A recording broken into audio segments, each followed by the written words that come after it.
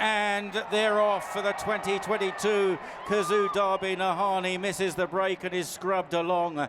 Up with the pace early, Desert Crown with West Wind Blows. On the wide outside, changing of the guard, and also Handy Star of India and Glory Days. They're followed back in the field by Masakela, chasing them up with Walk of Stars and Piz Badil as they make the right-hand turn. Right on the inside is Royal Patronage continuing up the hill, and then Stone Age just to the inside ahead of Royal Patronage. Then Westover towards the rear of the field at the moment. Sunny Liston is one of those with Huya Mal. Nahani, who didn't get away well. Grand Alliance is just about the back marker, and El Habib is also towards the back of the field as they head now towards the final mile. And it's changing of the guard, and Wayne Lorden that's got across to the inside running rail to lead for Ballydoyle. West Wind Blows in second, and then two more Aidan O'Brien runners close up. Star of India on the outside of Stone Age in the green jacket worn by Ryan Moore.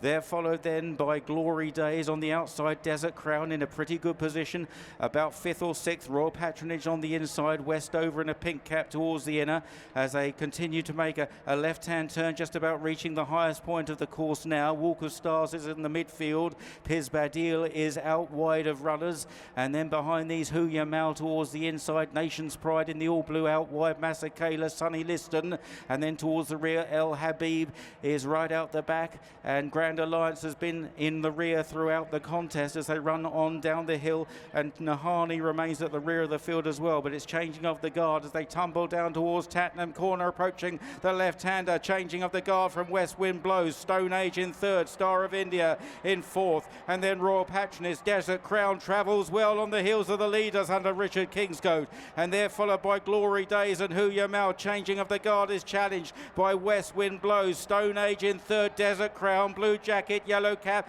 beginning a run, a very handsome run down the outside. Westover is staying on well in a pink cap, then Huya Mal, and it's Desert Crown that comes sweeping through to take it up. Oh, and it's all over, surely. Desert Crown has kicked right away. He sprinted away from them. Huya Mal in second, then changing of the guard. Stone Age, West Wind Blows, and Westover, and it's Desert Crown by 5-6 lengths to Huya Mal, and racing up towards the line. A 6th Derby for Sir Michael Stoute. Desert Crown wins in sensational style, an easy winner. Tight second, Westover running on well on the near side of Huya Mal, and then back to Masakela in 4th, followed home by change of the guard. Stone Age, Nahani, El Habib ran on through late to finish midfield. Richard Kingscote has won the Cazoo Derby for Sir Michael Stoute on board Desert Crown. How do you like the sound of that? It's good, isn't it?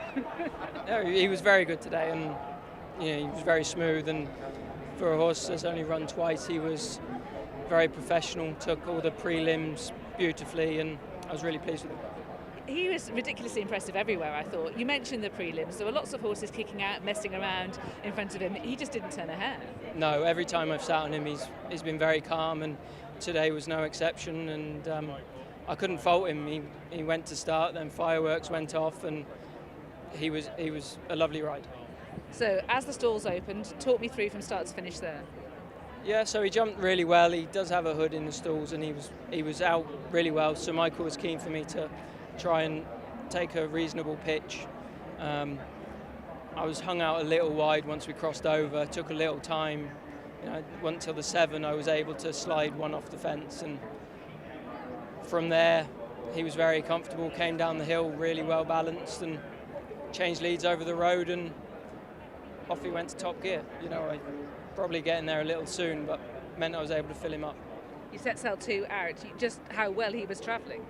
Yeah, the others just weren't able to take him along, and just shows he's got a good deal about him.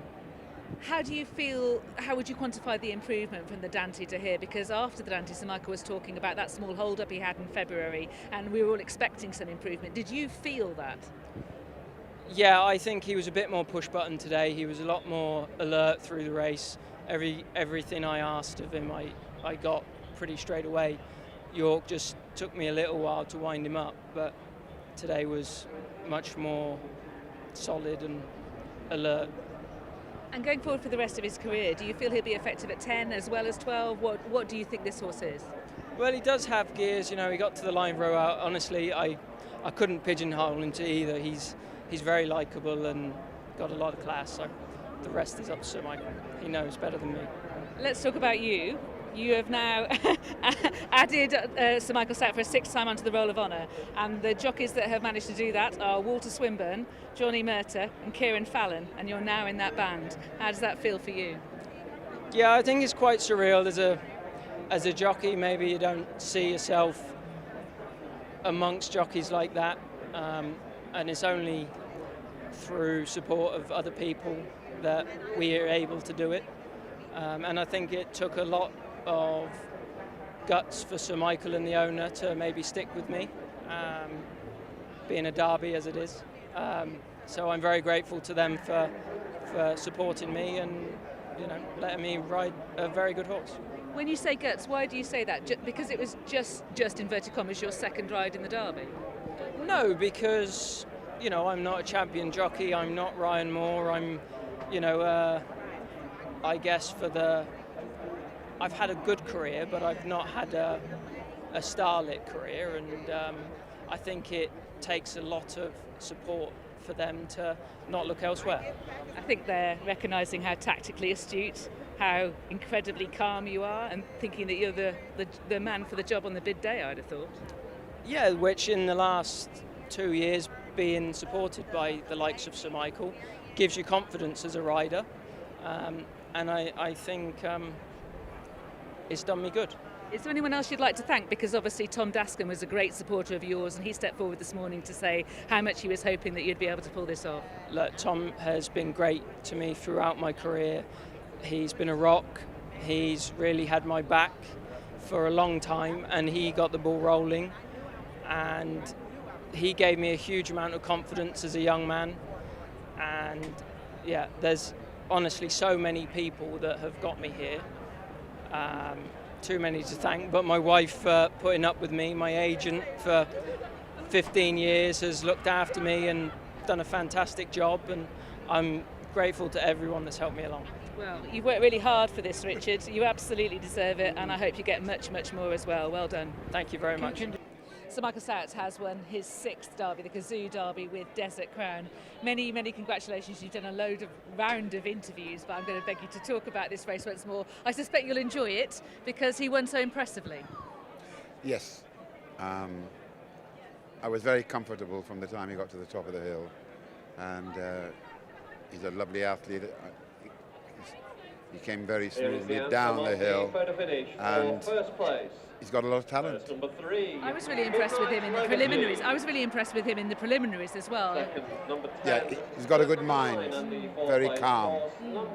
And you need that so much for him. It's very important, very important. And the way he won, do you feel he'll be adaptable 10 or 12 furlongs? Well, look, he's very impressive in the Dante, and he's got some good speed on the dam side, and no problem 10 furlongs. And after the Dante, you were saying that he'd had a little hold up in February, and the Dante was the earliest you could get him to the track. So you must have been expecting him to take a good step forward. Had he been showing you that at home? Well, he's not spectacular at home, but I knew we had got him fitter again. And you seem quite confident beforehand. Did that confidence last till this morning? Well, it evaporated as the morning went on. The official time of the winning horse was 2 But got better as you watched it. Yeah. 1 second. And what did you make of the ride? I mean, you've had Walter Swinburne riding for you, Kieran Fallon, Ryan Moore winning derbies for you previously. What did you make of the ride from Richard Kingscote? Well, I've been impressed with Richard from the time he came and got involved with us, and I was very confident that he would do the job today. What do you think his key assets are? Well, I think he's a deep thinker, he has beautiful hands, and he's calm. Yes. I was about to say, he's just like his horse, isn't he? Yeah. And how about you? Now, you were in the press conference just now. You were invited to reflect on the fact that it had been 12 years since Workforce won the Derby, and invited to wonder whether you had thought, am I ever going to be here today again? And you eventually answered the question. What is your reflection on that? What were you thinking over those times? Well, you realise that your chances lessen, but I wasn't paranoid about it. I was just hoping one would come along, and it did. So is that kind of your philosophy? You're just taking it as it comes to you, not forcing about it, not trying to worry about things you can't control? Give me an insight. Yeah, well, look, things are very different in my life, now, and we'll just have to see how things go, And it must have been a terribly difficult time, and I'm sure that you must have felt the support and the love from racing fans towards you during that time. Yes, absolutely, because she was very popular. She was. She was wonderful. Yeah, Coral was just great in every direction. But She was. Everyone's delighted for you, Sir Michael. It's a wonderful day. Many congratulations. Thanks. Thank you.